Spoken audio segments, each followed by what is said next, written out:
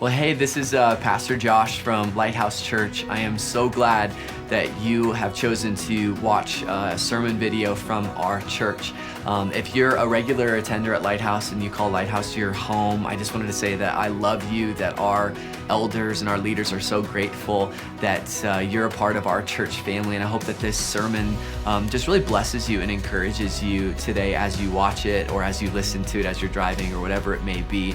But if you're someone who's not from the Colorado area and you enjoy the content that we create on a weekly basis, first wanted to say thank you. Thank you for being an encouragement to us. But I also wanted to just make two different comments. One, we love that you watch our footage online, but we really want to make sure that you have a local church home that you can call family, that you can be connected to, that you can be a part of.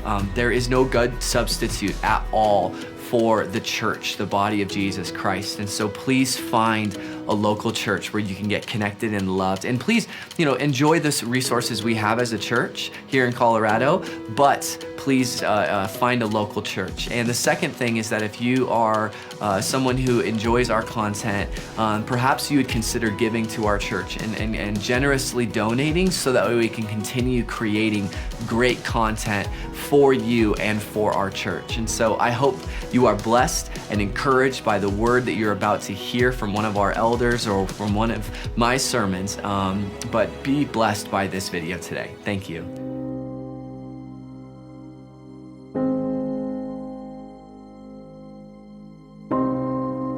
Where are you, God?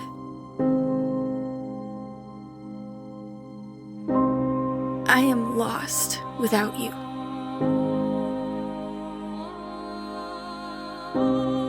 I can't shake this feeling.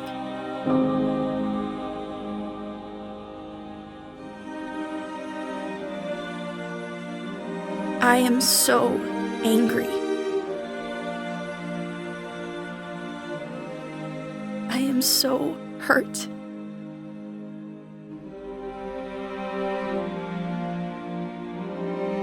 I need you now.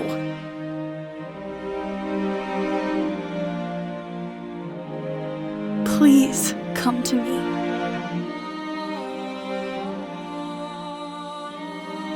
Please rescue me.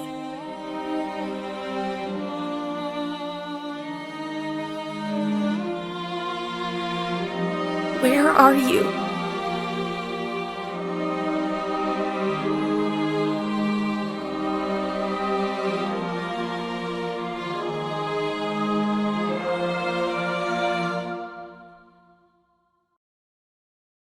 Well, good morning, Lighthouse Church. How are we doing? We good? Awesome. My name is Josh. I am the preaching pastor here at Lighthouse, and I am so glad that you guys are here for our second Sunday in this new building of ours. If you guys, it's amazing. If you guys didn't know, Lighthouse Church used to meet in an older church building up in North Lakewood, and through a series of just crazy, weird and amazing and all kinds of events, the Lord chose for us to move here. This used to be an old hockey / soccer / you name it facility, and we decided to turn it into a church, which is awesome. And we're working out the kinks every single week. It's great. It is brighter today. You can actually see. Last week I felt like I couldn't see any of you. I felt like I was talking just into the abyss, the dark. It was really sad. Couldn't see your beautiful face, Viv. So I'm glad I can see you on the right side again. It's great. Viv's like my mom, so it's amazing. So anyways, glad that you guys are here. We, especially if you're a new guest with us, if you're new to Lighthouse Church, it's your first time or you've been coming a little while and you haven't gotten connected, make sure after the service today you find someone wearing a white t-shirt, and they would love to get connected with you. They're always hanging out in the front entrance area at our connection center, and they'd love to give you a free gift, get to know you a little bit. The thing that we care about here at Lighthouse more than anything else is that this would be a family for you. We do not believe that church is a place you come and you go and you take and that's it, and then you just leave, right? Church isn't cool enough for even something like that, right? This is supposed to be, like, let's be real. Like, there's a lot of things you could be doing on a Sunday, and the reality is we want this to be a family for you, a place where you are known, you're loved, where you can be rejoiceful, you can mourn, you can live life in the context of people loving you really well. And the best way to do that, honestly, is just to meet some of our staff and our leaders over at the entrance area and just get connected. And we'd love for you guys to do that. Today, we are beginning a brand new series. So one of the things that we love to do here at Lighthouse is work through books of the Bible or talk about specific things in the Bible that apply to our lives. And today, we're starting a new series called Dark Clouds, Deep Mercy. And the reason why, if you guys didn't notice, like the whole bumper, the video that began this series, there's some context behind why we're doing a series like this. And as you were watching it, you were probably just like, oh my gosh, right? Like, God, there's a dying flower and questions and sadness. Like, what happened, right? There's a reason for why we're doing this series, and there's a reason why we feel it was so appropriate to do it right as we move into our new building. You see, in the Old Testament, in the Bible in general, but in the Old Testament, there are 150 Psalms. 150 Psalms. Psalms are just a religious, goofy way of saying songs, literature, poetry. And there's 150 of them that were written over the course of over 2,000 years for the Israelite history. And as you can imagine, if you took the top 150 songs in our culture today, these Psalms express things about life. And when they were written from an Israelite perspective for Jews who followed God and followed Yahweh and wanted to know more of God and wanted to worship Him, the reality is that these 150 Psalms were expressions of what it looked like to follow God, what it looked like to worship a God who took them out of exile and took them out of their brokenness and gave them life and gave them hope. And so as you look at these 150 songs, they look a lot like what songs look like for us in our day and age, right? There are songs that are just full of happiness. Songs that almost seem just almost pointless, like Katy Perry songs, where you're just like, I don't even know what we're singing about. We're just happy and everybody's jumping around, right? Like there are literally psalms that are just, wow, it's so beautiful and creation is amazing and it's just good. It's good things like that. There are psalms that talk about war and triumph and peace, and people sing about those things, just like we sing about those things. There are actually psalms about marriage and about relationships and, kind of like boyfriend-girlfriend stuff going on. Except for back then, they didn't do that because that's like a modern thing. But they sung about being one with someone and what it would look like in the gift. And there's 150 of these things. And they're beautiful. But what is so fascinating is that 50 of them are psalms of lament. 50 of them are what you would call, in our modern day language, that would be a song of sorrow. A song that does not express joy and exuberance and, laughter and life. Like, there's songs where the author begins not by saying, oh man, like the first verse is like, life is so great, life is so awesome, and it kind of stinks. Like, no, that would be it's like a kid's song, by the way. That'd be something I'd be teaching my children, right? Like on Blippi or something. But these are songs, 50 of them, where the authors, their very first thing that they do is they actually cry out to God because something horrific has happened to them. They cry out to God. These are the famous Psalms where the author says, why, oh, why, God, have you forsaken me? Where are you in the midst of my hurt, in the midst of my pain? Where are you in this most recent death of someone I love, the loss of my child? Where are you, God?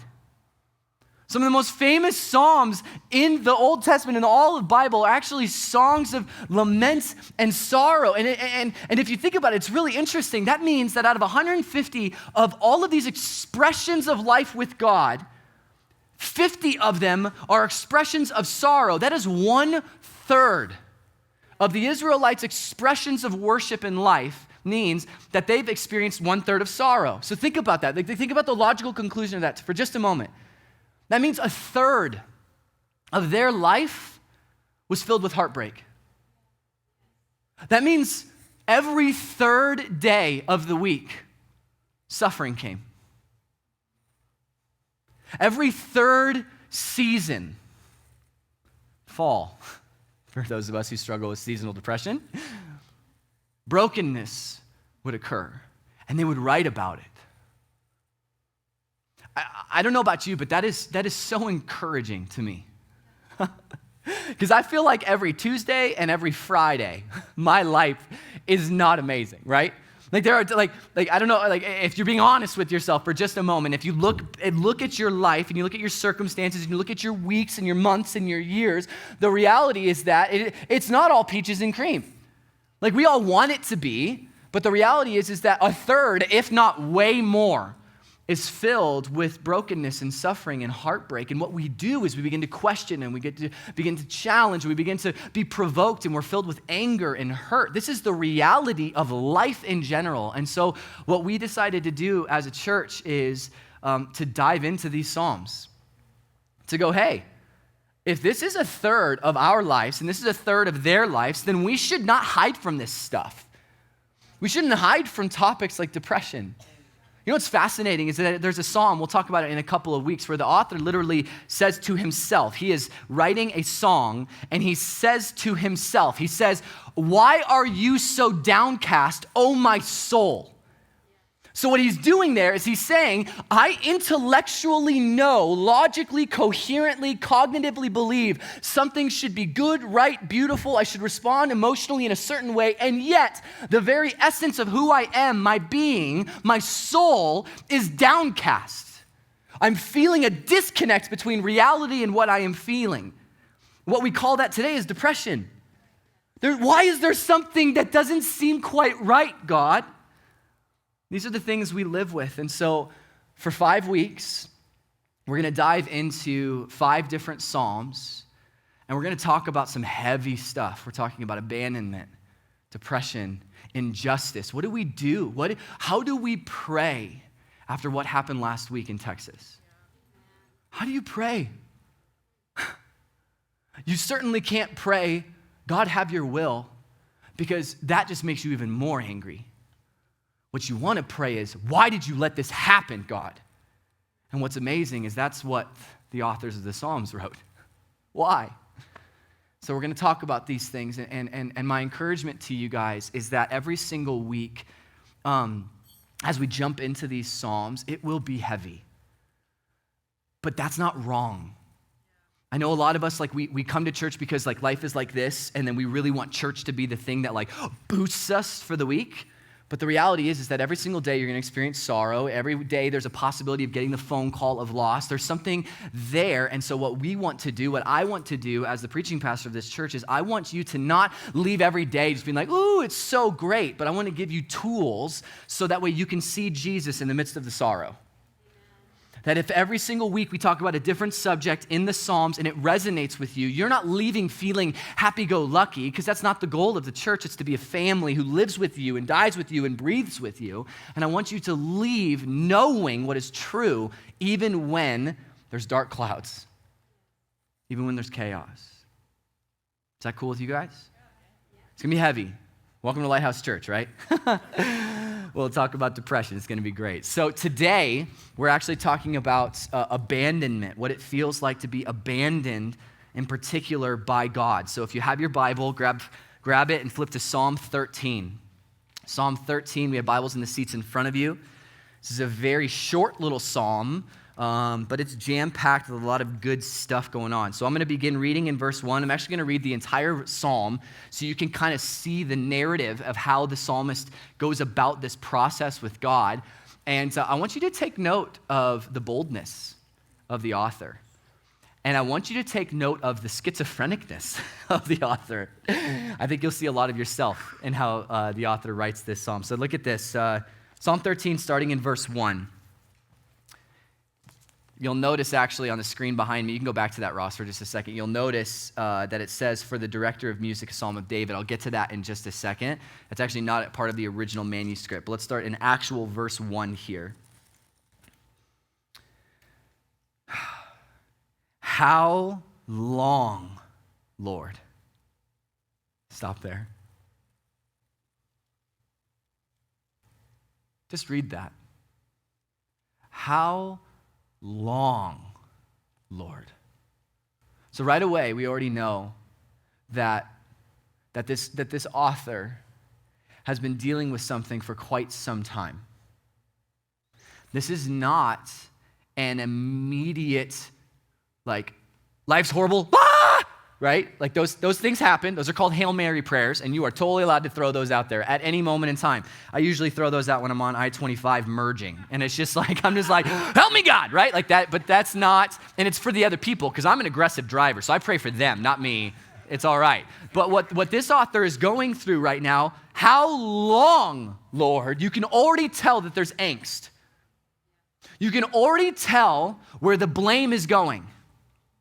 The blame is not going to a person or a circumstance or a thing. Who's the blame going to? God. This writer has the audacity to begin questioning God the moment they start writing. How long, God? Will you forget me forever? How long will you hide your face from me? In the ancient world, people used to assume, and it actually comes from the story of Adam and Eve in Genesis, where when God shines his face on someone, and when he shows his face to them, it means that he's showing them favor.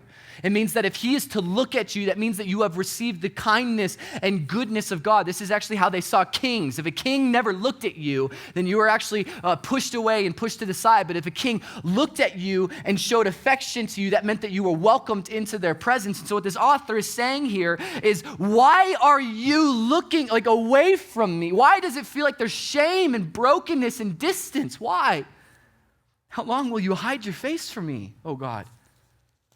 Verse 2, how long must I wrestle with my thoughts and day after day have sorrow in my heart? How long will my enemy triumph over me? Look on me and answer, Lord my God. Give light to my eyes. Let me see, or I will sleep in death, and my enemy will say, I have overcome him, and my foe will rejoice when I fall. But, verse 5, I trust in your unfailing love. My heart rejoices in your salvation. I will sing the Lord's praise, for he has been good to me. You know, when I was growing up in the 90s, I was a 90s kid. One of the most famous musicians of that time was a guy named Eminem. And Eminem, if you guys don't know who he is, he's a skinny white rapper guy. And but back in the day, Slim Shady, and he was super legit. Him, NSYNC, Britney Spears, top 3 of all time, right? Like that's how 90s kids, you know what I'm talking about, and you're like, oh, whatever. So anyways, Eminem, but he was super famous, and he was famous beyond like almost every single genre, almost every single channel that you tuned into, which back in the day there was like 7 of them, and it's just radio, right? There's no Spotify, no nothing like that. But Eminem was around. He was increasing in fame, and everybody had said Eminem is one of the greatest, if not the greatest rappers of all time, and greatest producers and musicians and writers. And what made him so good, what made him so like intriguing to people, is that when it came to the context of his songs, there was never guessing when it came to what he was talking about. Even if you've never heard anything from Eminem, and maybe I'm not speaking your language, and you're like, I'm a 70s kid. I'm like, well, I'm only 30, so I got no references for you on that one. But Eminem, when he was upset with something, you knew exactly what he was upset with. He was going to tell you who he was upset about, what the problem was, what his solution was, which was usually like murdering them, which was not good, right? You know, he came from a tough neighborhood, so that's how it goes. But he would never leave anything to chance. He would just tell you, here's the context of my song, here's what I'm writing about, here's what I'm rapping about, and this is what you get. And people loved it, man. Like, because people are like, man, this guy's real, and he's authentic, and I get that. And all the white guys were like, man, that's great. Like, it's so I can actually like rap now, you know? It was kind of a weird thing going on there. But with him, context was never the problem, which made him so intriguing. What's interesting, though, is that as Eminem kind of, went down a little bit in fame, there was this young lady who started going up in fame called Taylor Swift. You know, curly-haired blonde. Taylor Swift makes terrible music. So that lady, oh, come on. You don't even think about saying it's good music, by the way. Whatever. Keenan, no, not allowed. So anyways, so Taylor Swift comes out. And she's like this like ditzy little girl, and she's like, but she's a megastar, right? She's selling as much as all these other people. And what's so amazing about her is that she deliberately tried to conceal the context of all of her songs. Like she would sing about an ex-boyfriend, and how bad he was, and social media, how rude it is, and all these things. But then people would ask her like, well, tell us, what's the context about? And she's like, oh, I can't tell you that. And she'd always keep it a secret. And you're like, you're not a good enough lyricist to actually keep any of this a secret. We know you're talking about your ex-boyfriend. I don't know what you're talking about. And what's so funny is that this secretive context, like not really knowing what this is about, just drew millions of people in. It's why Keenan thinks it's so great when he shouldn't, right? He's like, oh, I just resonate with those lyrics. Resonate with a girl breaking up with a guy. That doesn't make any sense. So anyways, you're drawn in because of the fact that you can impute your context into the circumstance. Like, I don't know what she's talking about. I don't know what she's singing about, but I'm hearing her about love and happiness and goodness and all these things. And so you have this stark difference between absolutely knowing the context and not knowing the context, and how that draws you in and how that pulls you in. And what's so fascinating about Psalm 13, the psalm that we just read, is that we know almost no context to this psalm at all. At the very top of the psalm, this is the thing that I had you look at really quick. It actually says that this is a psalm of David. But the reality is that scribes, so the way that scribes translated the Bible and actually kind of kept its history going, is that scribes would add little notes to the sides of the manuscripts. So that way people would understand where things went, and who wrote what, and all of these types of things. And so there's a lot of psalms in the psalms themselves that they say are written by David. And David was King David, the ruler of Israel back in the day. And David was this interestingly flawed yet also incredible man, where he led the people of Israel into being a unified nation, and he drew them into the presence of God, and yet he was also horrible. Like he rapes a woman and then murders her husband, and then that woman ends up having a kid, and then that kid ends up dying, and then he ends up blaming God for all of his circumstances. Like David's not the greatest guy on earth, and if you're actually ever looking for a model of faith, please do not look for David. King Jesus is the true model. It's why Jesus had to come and do all the things that David did, but did them better. Because he's like, David wasn't able to accomplish this. David wasn't able to accomplish the true destruction of Goliath, which is not some big dude, but Goliath is Satan and death itself and corruption, and Jesus came to redeem us. So what we have here in this circumstance of Psalm 13 is that there's this assumption that it's King David. But then that's all we get. So let's go with that assumption. This is King David. He's writing, and he's writing some sort of song, if you will, some sort of piece of poetry. But from that point on, we don't know what's going on. Like he says crazy things. He says, "How long, O Lord, will you forget me? How long will your face not shine upon me? Will I not see you? Will I not hear you? Will I not do?" And like, what's going on, God? You know what's so interesting is like you could try to piece the context together a little bit. Like you could be like, okay, if I know the story of David, I know that Solomon was actually, or not Solomon, Saul was trying to kill him in 1 Samuel. So maybe, just maybe, the enemy is Saul here, but we're not sure. Maybe it's in 2 Samuel when Absalom, his son, is actually trying to take his throne, and that's the enemy. Maybe it's just one of those moments where David is just being horrifically sinful, and the abandonment that he feels with God is because he has sinned and distanced himself. We don't know. No context. But what we do know is the feeling that David has in this moment. David feels abandoned. And it is not because of any one person or thing, but it's explicitly towards God. He feels like God has left him. Did you see that in every single cry? How long, Lord, will you forsake me forever? Why have you hid your face from me? This is a crying out of a man, an individual who genuinely believes God has run away and doesn't care at all. That's interesting, isn't it? How long, oh Lord, how long will you turn your face from me? I want to ask you this. Have you guys ever felt this before? Please be honest. Every single one of us in the room, it doesn't matter if you're a Christian or not. Like it doesn't matter if you actually believe in God or not. A feeling that life has overtaken you to the point that you are maxed in your capacity, and that when you cry out for help, no one is there to help you. We have all felt that. The interesting thing is that this feeling happens more often than not with people who believe in God, because we have a basic presupposition of thinking, I should not ever feel this, right? I chose to follow Jesus, who said that he would never leave me nor forsake me, but why do I feel left and forsaken? Every one of us has felt this burden in some capacity.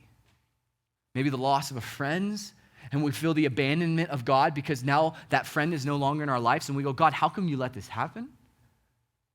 Maybe our marriage is being utterly destroyed, and now intimacy is completely gone. There is no relational connection at all, and all you're doing is crying out for the nearness of God, and yet you have none of it, and you feel this emptiness that keeps going and going and going deeper and deeper and deeper and deeper. There are some of you in the room today that I didn't have to say anything about this passage. All I had to do is read it, and you resonated with every word. And I know this because I've met with you in the last couple of weeks, and you've told me what's been going on in your life. And you've told me about the pain and the anger and the frustration that you have with God. Abandonment is not something that is uncommon to anybody who follows Jesus. So the question we should ask ourselves as we read this passage, because this is some honest stuff, right?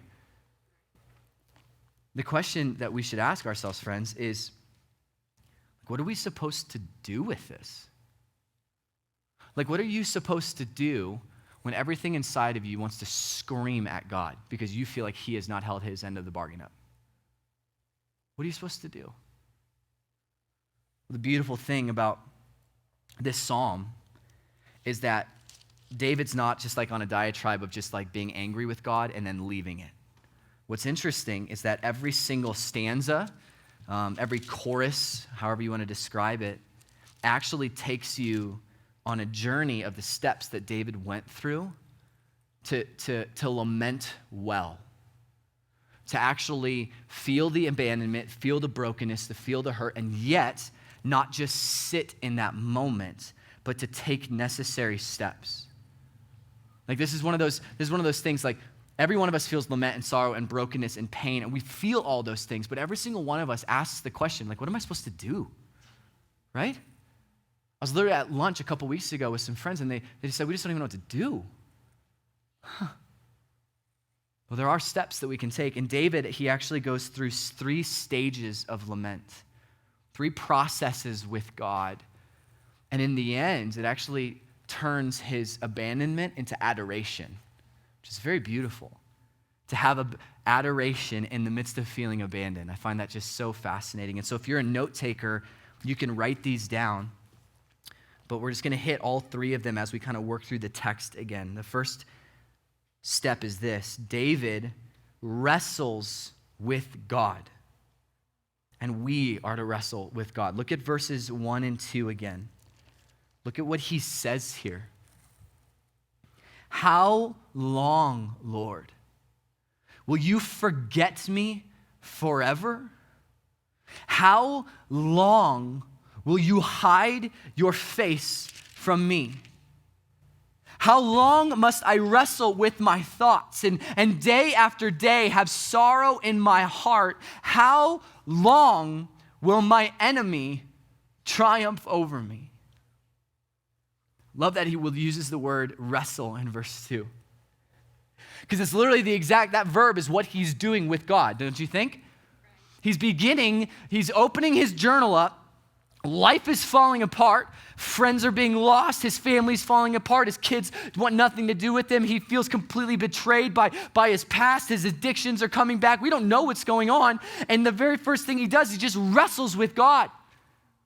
He goes, God, what the heck is going on, man? How come it seems as if I have done something so deeply wrong that you are hiding from me? And we're not playing a game. Because I'm looking for you and you are nowhere to be found. What's going on, man? How long? You know what's so sad? There are so many people who say that that they're followers of Jesus, that they love God and they love the Word of God. And what's so fascinating is that they think it's a sin to actually be honest with God. Like some of you right now, just the thought of like, what if you said this to God? How long will you forget me, God? How many of you, if I just started praying that, I was like, all right, let's pray, guys. God, you're really terrible and I haven't seen you in a while. You'd be like, oh my, what is wrong with this pastor, right? We make this weird presumption that you can't be honest with God.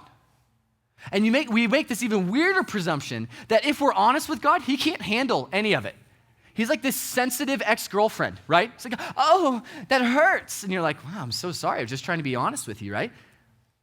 And what's so fascinating is that David just goes all at it with God.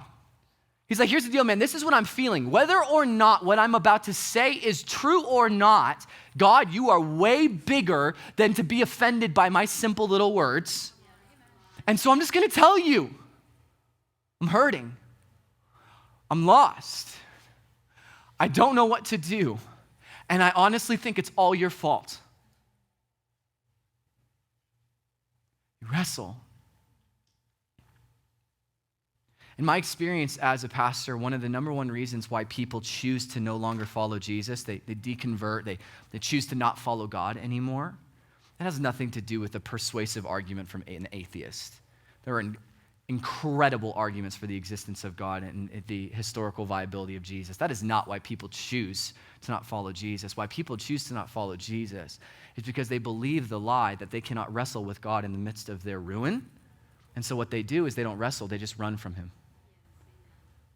Almost everybody you know that has ever run away from God, it's because they believed the lie that God couldn't handle it. They lost a child, they blamed it on God, and then they thought, you know what? God can't even handle me being upset with him, or I'm done with God. I'm sick of him because he doesn't seem to care and he doesn't seem to do anything. And then you go, have you told him that? Well, no. Why not? Why do you assume that God is against you in this moment? Why do you assume that God doesn't care about you in this moment? It's because we'd rather run than wrestle. Like every single one of us, it is so much easier to run from a circumstance, is it not? And what I love about what David is doing here, it's so incredible. He shows up to the argument and he just lays out every complaint that he has. It is so refreshing. Like it's so refreshing. Like think about this. Like think about the last argument that you had with someone you actually care about, right? Think, spouses, you can think about your husband or your wife or your roommates or, whoever it is. Just think about the last argument that you had. It started for no reason, right? No reason at all. Because that's how arguments happen, because we're dumb humans and we do these things, right? What's going on here? Like, spouse walks in. How come all your clothes are on the floor? I just took them off. Are you going to put them into the hamper? Yes, I will. Oh, unbelievable. You always do this. I always do what? Now, this is not how Brian and I are perfect, so we never argue like this ever. No big deal, right? And then what ensues is within 17.6 seconds, it went from, you never do this, to, I hate you and this is miserable. And then you're just battling it out, right? And you're yelling at each other. And if you're not yelling, you're kindly expressing your concern for them and, whatever Christian version of your argument is, right? And you're getting at it. And then someone's crying and it's not good. And then all of a sudden, 2 hours in, you're exhausted. And then someone just finally says, okay, here's what I really want. And then they say it. And then the response from the other is, well, why didn't you just say that? We could have saved 2 hours. We could have got some Chipotle on the way. What are we doing, right? Like all we want in the midst of an argument is for someone to just lay out all the cards and be like, here's where I'm at. Oh, I love how David just shows up and he's not like, so God, like you're really good and cool and you're sweet and awesome. And I think, what else am I supposed to say? Praise you and yeah. Okay, now I've got some stuff going on, right? Like I love how David just walks in and he's just like, it's all your fault because that's what I'm feeling right now. He wrestles with God. Friends, you have to wrestle with him. Every one of you is going through something, and if you're not going through it now, wait 3 days, right? Wait till this afternoon. Wait till the fall comes. It's going to happen. That's why 1/3 of the Psalms are Psalms of sorrow. And when it happens, get ready to wrestle. Tell God. Like God can handle it. Like you know what God doesn't want? He doesn't want your foo-foo prayers. He doesn't want your fake nothings. Oh Lord, you work all things together for good. Man, you don't believe that. Don't even say that. Is it true? Yes. But are you feeling it? No. So don't say it. God, like, do you really think that God, like, he listens to what you're saying but has no idea what you actually intend? Right? He knows what's going on in your heart. And so when you're going like, oh, Lord, you're so good, but inside you're like, I hate you right now. He's like, hey, I can like tell that there's a difference, and I'm going to go with what your heart's saying, right? Because you're a liar, you know? Like, that's how that goes. And he wants you to wrestle. I love how David doesn't apologize for anything that he's saying here. I am upset. I feel like you have left me. I feel like you have not held your end up of the bargain.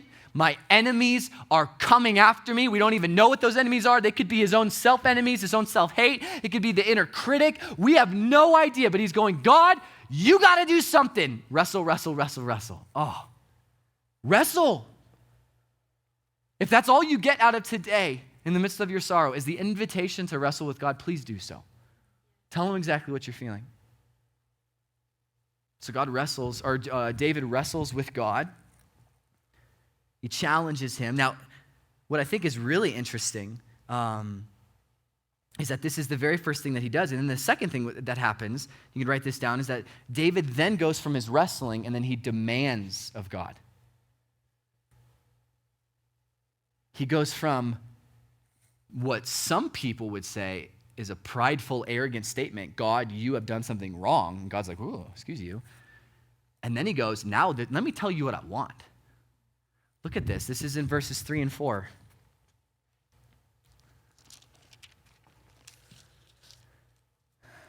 Verse 3. Look on me and answer, Lord my God. There's no please in there. I have a 4-year-old son, Ezekiel, and a 2-year-old son, Asher. And I will not give them something until I say to them, what do you say? And they say, please and thank you, right? David's not doing that here. David's breaking one of the Shaw House rules, please and thank you. Look on me and answer, Lord my God. Give light to my eyes, or I will sleep in death. And my enemy will say, I have overcome him, and my foes will rejoice when I fall. What David does here is he goes, hey, here's the deal, God. I think that this is somewhat your fault, and so what I need right now is for you to show up and for you to be near to me. I need you to cease seeming like you're turned away from me, and I need you to come to me. Come now. Now, what I find really interesting about how he's asking this and how he's demanding this is actually really convicting. Like, because think about this for a moment. He feels abandoned and betrayed by God.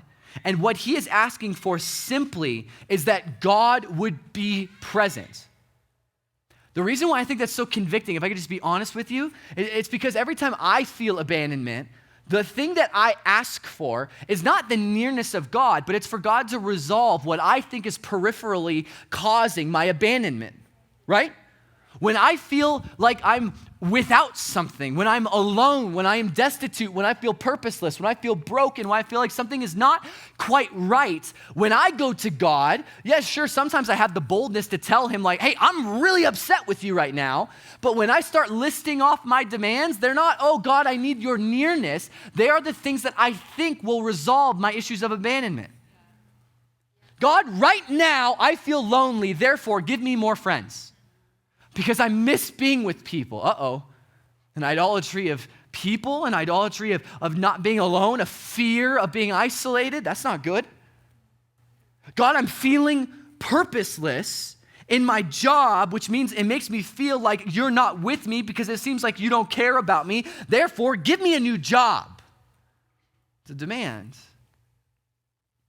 God, I want this to happen with my family. I want this to happen with my children. I want this to happen with my depression or my struggles. Like, we demand what we peripherally see, like what we perceive as the cause of our feelings of abandonment. And what is so deeply convicting, if you just let the text resonate with you for just a moment, is David doesn't ask for any of that. David could say, hey, God, if you could just conquer my enemies, that would be great. He does in different Psalms, but he doesn't here. All he asks for is the nearness of God. He says, God, come to me. And then he adds this really beautiful line. I love how he says this. This is right at the end of verse 3. He says, look on me and answer. So he's making the assumption that God has not been looking at him, right? God, you haven't been with me. You haven't been showing your face to me. So look on me and answer me. But then he says this. He says, give light to my eyes, or I will sleep in death. So he gets to this point where he recognizes my abandonment, the dark clouds that seem to be overtaking me, may not be because you're distant, but it may be because I just can't see you right now.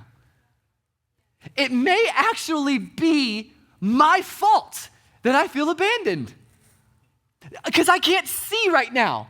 I don't know if in the midst of this chaos, you're actually over here and I'm just pridefully telling you, do this, do this, do this. And you're going, hello, I'm over here. And so what David says is give light to my eyes. If I am blinded because of my own abandonment and self-pride, would you open my eyes up to see you? Because this may not be a you problem, but it's actually probably a me problem. I need to see you. So give me eyes to see you. Friends, how many of you are blaming God for the feeling of abandonment that you have? How many of you are demanding that God give you something specific to exactly what you want? Do you think that God's just in the business of giving you everything that you demand? Last night I was laying in bed watching Charlie and the Chocolate Factory with my boys, and we watched the new one with Johnny Depp, the weird one. And I was like, boys, this will be great. Let's watch it. And Johnny Depp walks out and he's like, and you're just like, oh God, And my son Ezekiel kept calling him Mrs. Wonka because he had long hair. And I was like, hey, Zeke, guys can have long hair. And he's like, he didn't get it at all, right? But we're watching this scene. If you guys remember this, I think this is in the original as well, at least some kind of personification of this child. You guys know the spoiled little brat girl in the movie where her dad owns the nut company and literally bought 100 million chocolate bars just to get the one because she wants that thing, right? And there's that scene where they're in the nut factory of the actual Willy Wonka one, and all of these little squirrels are doing the thing, and they're special squirrels. And the girl goes, I want a squirrel. Daddy, I want a squirrel. And you just tell this spoiled little brat gets everything that she wants. And so she goes to get what she wants, and then she falls into the pit, the dumpster. And who else goes with her? The dad who gives her everything. And I love it. My boys, they said, that's a bad girl. And I was like, yes, she is, boys. But it's so funny, even in their small little youth, they know that to give every single thing that someone demands is not healthy. David is wise enough in this moment. And he goes, I feel God has abandoned me. I am angry with God. I feel emotionally that he has walked away from me. But in this moment, I know that the only thing that can satisfy my feeling of abandonment is the nearness of the God who loves me. And so, God, please be near to me. It's that feeling that you get when you sit down with a friend and you tell them the worst news that you've ever heard in your life. Loss of a family member, something's going on, you name it, and you sit down with them. And when you tell them from across the table what's going on, the only thing they say is, I love you. And then they just hold you. That's what David's asking for. It's like all the other stuff in the world isn't going to resolve my longing to be near to you, God. So come to me, please. He wrestles with God, and then he demands the most beautiful thing, the nearness of God.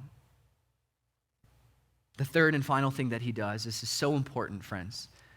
After you've wrestled with God and after you've demanded what is right, what is beautiful and good, is that David then resolves with God. He just resolves. Once you look at verses 5 and 6 here. He says, but I trust, not I will. I love that. There's no future verb in this statement here. He says, but I trust in your unfailing love. My heart rejoices in your salvation. I will sing the Lord's praise, for he has been good to me. I don't know about you, but when I read that, I think David's a little bit cuckoo. Don't you? Like, think about this. We've got 6 total verses, and 4 of them, David is crying out. Where are you? What are you doing? What's going on in my life? What's happening? I need you. ... 1 verse. But I trust in your unfailing love. I worship you and I will praise you. And I will rejoice. Like, what? That's an emotive statement. I will trust, I will rejoice, I will sing, for you have been good to me. Do you think that he actually feels any of this? Think about it. In the midst, like, when you get the worst news of your entire life, do you think that you could say these things with honesty? Probably not. What is David doing here? He is resolving himself to what is true, so that way he does not fall into the temptation of believing what is easier, which is lies about God. Because that's what we all want to do, right? Everything falls apart.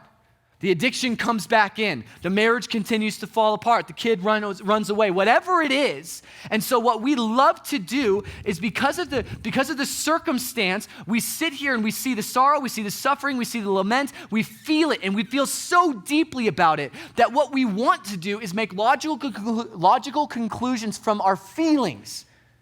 And the feeling of despair, the feeling of heartbreak becomes a truth claim that isn't actually true. God doesn't love me because I don't feel loved. God is incapable of doing anything because I have not seen him do anything. David is saying, I'm not going to fall into that trap. Even though I don't feel in the depths of my being that God is near to me, I will trust him. I will rejoice in him. I will cause my emotions to be dictated by what is true about God instead of the other way around. So hard to do. So hard to do. I would venture to say that it is impossible to do this unless you have people around you that remind you of what is actually true. You cannot see Jesus in the midst of your sorrow unless you have other people pointing you towards him. Because what you'll do, guys, is you'll believe these lies. You'll believe these false ideas of God, that you'll start being inclined to think the strangest things about God. And then all of a sudden, if you actually do end up in community with people who know the truth of God, they'll go, where are you getting that from? Who is lying to you right now? David is saying, but I will trust in your unfailing love. My heart rejoices. Friends, if you don't know the truth of God, you will never be able to resolve in the midst of your suffering. Ever. You will go through a cyclical cycle, and psychologists talk about this, where it's a repressive thing. So you go through suffering, you repress it, you push it away, and then it gets brought up by another circumstance, and then you repress it, and then it goes back, and then you bring up another thing. And over again, this will occur unless you combat it with something that is true. That's like counselors will always ask you. They'll start with this question. They'll go like, how was your week? How did things go? How did you feel about that? Did you believe anything else other than what you were feeling in that moment? What they're trying to ask you is, what is true right now? At least that's what good counselors should do. Friends, the beauty of what David here is that this is exactly what Jesus did on his way to the cross. He goes to the Garden of Gethsemane and he cries out because he knows he's about to be slaughtered. He knows that he's about to take the sins of the entire world upon him when he goes to that cross. He knows the wrath of God is going to be poured out, that he will feel distance between him and God, which is why he cries out on the cross, my God, why have you forsaken me? He's actually quoting from a psalm. And in the midst of this Garden of Gethsemane, just crying, pleading, he says, not my will, but your will. He reminds himself of the ultimate truth and plan of God. Friends, you have to do that. And I'm not saying that when you start believing these things in whatever circumstance you're in, like, okay, I'm going to trust that God will never fail me, okay? I'm going to trust that. I'm going to make my heart rejoice because you have saved me. And you got to think back to the ways that he's saved you and the ways that he's done things for you, right? Because you're not feeling it in that moment. You got to think about it then. But here's the deal. Even as you do that, that may not resolve the feeling of abandonment. It may not fix the problem at all, but at least in that moment, you are drawing near to God. Like today, right now, when we respond in worship and we take communion and when we give and if you receive prayer, we'll have a prayer team available. Like, guys, even if you leave today feeling the same thing that you felt when you walked in this morning, at least you'll know more. At least the truth will prevail over you. So that way tonight, when you start beating yourself up again and you start destroying your psyche and you start feeling like God has left you, at least you can say, oh, no, I know that God is unfailing. I know that God will never let me go. I know that God has not turned away from me. If anything, I've turned away from him. And I need to be patient and I need to persevere because that's literally what Jesus told me I should do if I choose to follow him. That the world will hate me, but I have to follow him to the cross. To know this, you have to resolve with God. So here's my invitation to us this morning. We're gonna sing just like we normally do. But the very first song that we're gonna sing is called Lament. And it's a song that just asks questions, and it's an honest, raw song. And as this song is going on, I want to challenge you. We are going to have our prayer team, and they're going to be standing here on the right side and the left side, and they're going to be available to pray during the entire worship service. And if you need prayer for anything, please go up to them and pray with them. You're going to be free to come up to the front and to kneel at the front of the stage. This is a way of surrendering. And as we do this, guys, I want you to ask yourself the question, which stage of lament am I in? Do I need to wrestle with God this morning? Well, if you do, then wrestle with him. Do I need to demand his nearness today? Then demand that from him. Or do I need to remind myself of truth then?